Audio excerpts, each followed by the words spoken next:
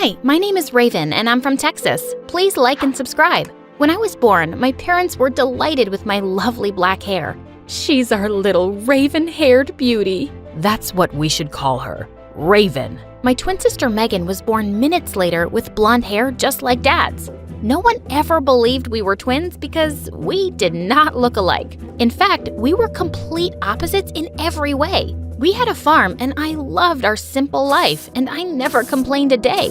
But Megan constantly threw tantrums when she didn't get what she wanted, which was often. Once when I was 7, Mom got me a new pair of sneakers when she saw how worn out my old ones were. But when Megan saw them, she went bananas. I want a pair of sneakers right now. The ones I'm wearing are ugly and useless. I told you I needed new shoes every 3 weeks. Do you understand that? You're such a brat, Megan. You have so many pairs already. You're such a brat. Me. I'm not talking to you. Mom, I need an answer. We just bought you a new pair last month. I knew it. You love her more than me.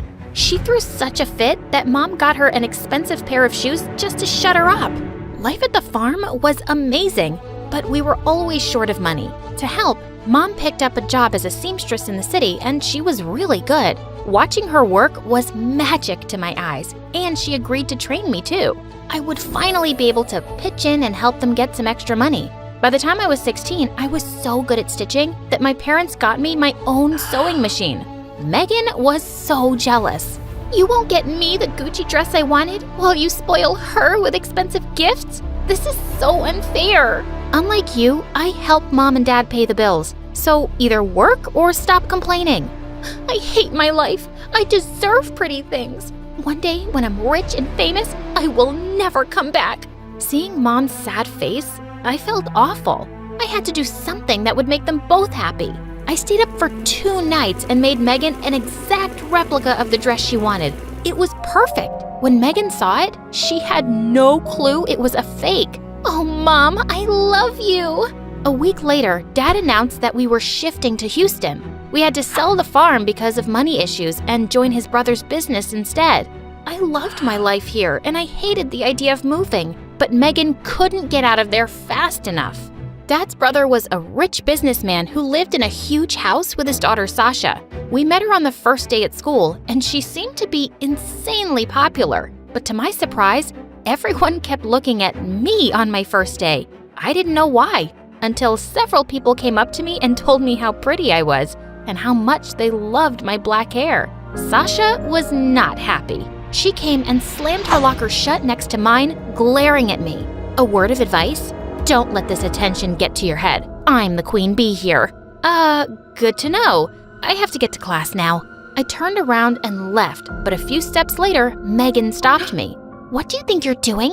I know you think you're special, but don't get on Sasha's bad side. She's my ticket to popularity. Whatever, Meg. You do you and I'll do me. That first month of school, Megan became a bigger pain in the butt because of Sasha. Megan copied everything Sasha did and blew up at our parents when they told her they couldn't afford her long list of demands. But things took a wild turn when a new boy, Dan, joined our class. All the girls were obsessed with him, including Megan. Apparently, he was a childhood friend of Sasha's, so Megan begged her to hook them up. Sasha obviously took advantage of the situation. She had Megan acting like her minion and doing stupid errands for her. One day, I saw Megan running around the cafeteria getting lunch for Sasha, and I just had to stop it. Megan, slow down! Wait! Ah! I suddenly tripped, and the entire tray flew and landed on Megan's head. She was covered in spaghetti. What is wrong with you, Raven? You did this on purpose! No need to scream like a farm girl, Megan. We have sensitive ears. Forget about it. And get yourself cleaned up. Dan will never take a chicken-smelling idiot on a date. Megan stomped off in embarrassment and I turned to Sasha. What is your deal? Stop treating her like she's your servant. She might not see through you, but I do. Really? Well, too bad I don't care about either of you. Tell Megan she can kiss Dan goodbye. What a witch! Later that day, I told Megan what Sasha had said, but she didn't believe me. Interesting. Because Sasha just texted me that Dan wants to ask me out at lunch tomorrow. Go away, liar, and let me get my beauty sleep. The next morning, Megan took an hour to get ready, and she even bragged to everyone at lunch about it. But when the time came, Dan walked right past Megan and came straight to me. Hey, Raven. I'm sure you already know why I'm here. No, I don't. Oh, I thought Sasha would have mentioned it. I told her I wanted to ask out her cousin. Any chance you're free tomorrow? Oh, no. I told Dan I was busy, but he looked so disappointed that I agreed to do a small meetup at the library later. And when I got home, Megan was furious. I'm done living under your shadow when I'm clearly better than you. Dan was supposed to ask me out, not you. I had no control over that, and maybe if you were nicer, people might like you more. Oh, please. You just get handed everything while I have to work so hard to get people to notice me. Then stop pretending and just be yourself for once. I happen to like that person when she's not a crazy, spoiled witch.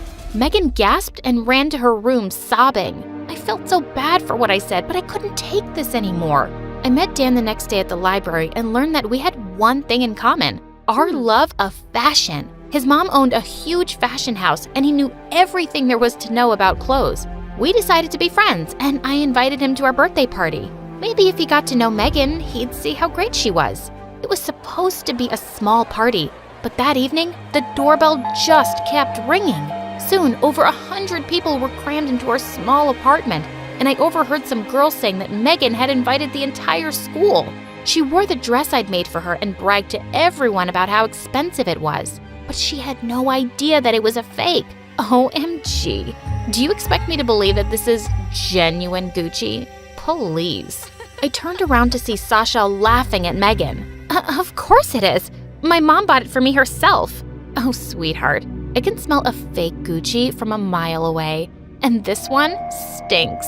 Sasha went on blabbering about the materials, tags, everything. Suddenly, something came over Megan and she screamed. She grabbed the cake and shoved it right into Sasha's face. I am so sick of everyone thinking they're better than me. Sasha stood stunned for a moment, and then she attacked Megan. They screamed and wrestled like crazy while everyone stared in shock. I had to think quickly, so I grabbed the fire extinguisher and sprayed them until they stopped. Enough! This is not over. I hate you, Sasha, and I will never forgive you, Raven. Megan stormed off, and I couldn't believe my eyes. This was a whole new level of crazy. But the next morning, I forgot all of Megan's drama when I went downstairs and found out Dad was feeling really unwell. The next thing we knew, we were in the hospital with doctors telling us that he had a heart condition. He was out of danger, but he still needed care for the next few weeks. I helped Mom do house chores and take care of Dad, while Megan never even moved a finger, like always. Later that week, I was just getting back home after some errands when I saw Megan with Sasha coming out of a super expensive store and carrying shopping bags. And they seemed as close as ever, like the fight never happened. But the next day at school, I was walking down the hallway when Sasha suddenly pulled me into an empty classroom. Hey, what? Just listen to me, okay?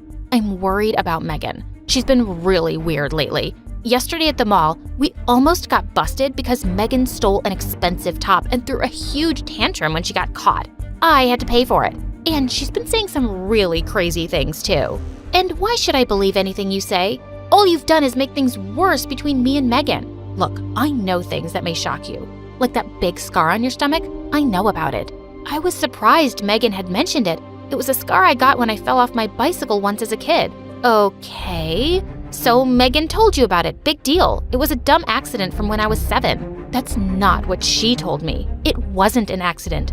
Megan said she messed up your brakes on purpose so you'd get hurt. I'm telling you, there's something very wrong with that girl. I just pushed her aside and walked out of there, but I felt a bit sick in my stomach. Could Megan really have done that? The next day, Dan came to visit me with some exciting news. His mom had seen a picture of the dress I'd made for Megan. She loved it and wanted to meet me. She wants you to bring the dress and come for an interview at her company. I was so excited. A job like this could really help us out, so I agreed immediately. I asked Megan if she could give me the dress, and she shot me the weirdest smirk as she fetched it from her cupboard. This dress? Just then, she grabbed a pair of scissors and ripped it apart. Megan, no! Oops, I slipped. She tossed the dress aside and walked off as I watched in horror. I called Dan and begged him to buy me another day so I could make a new dress, but he gave me an amazing idea. why don't you just add a few things to the same dress and make it edgy? I did just that, and Dan's mom was stunned by my talent. She offered to take me along for the next Paris Fashion Week. She was all set to offer me a job afterwards too, and I was on top of the world. But just a day before my flight, Dad felt sicker and I decided to cancel my trip. No, Raven, you can't miss this. You have to go. I'll be fine, love. I'm here, don't worry. The unpaid nurse. Go, go, live your dreams, princess. I wasn't too sure about leaving my parents alone with Megan, but they insisted. And Paris was a dream come true. I also got a chance to wear my design and people showered me with compliments. I still had 3 days left in Paris when one morning I got a frantic call from Mom. I'm so sorry to ruin your trip, Raven, but we need you here. Megan ran away with all our money, and all I have is a note saying that she's chasing her dreams and never coming back. This girl had gone completely off the rails. I left for home immediately. Thankfully, Dan's mom said I could start the job right away, and we had some money coming in so I could take care of things, especially Dad's treatment. And he made a full recovery in a few months. I worked really hard and designed some brilliant outfits, and within a year, Dan's mom was so happy with me that she relocated us to New York to run her store and offices there. Life was good, except for the fact that we couldn't stop wondering what had happened to Megan. One day, I was reading at a cafe and the waitress brought my order, and when I looked up, I was shocked to see it was Megan. She looked so different.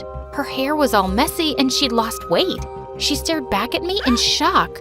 What are you doing here? What does it look like? I work here. I know you're some big shot designer now, so please don't rub it in my face. Wow, I see you haven't changed much.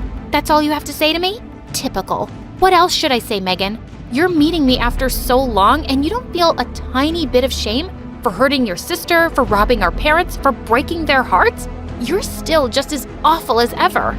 I got up and started walking away, but suddenly she grabbed my arm and started sobbing. No, please, wait. I made a lot of mistakes, and I was jealous and selfish, and I'm miserable now, Raven. I need you, please. I'll do anything. I'll be better, I promise. It has to be more than just empty words, and you need to earn my trust. I'll offer you a job on 2 conditions. You will start at the bottom and you'll work your way up, just like everyone else. And you'll get therapy. Got it? Yes. Good, then you can start tomorrow. Now come home. Mom and Dad miss you.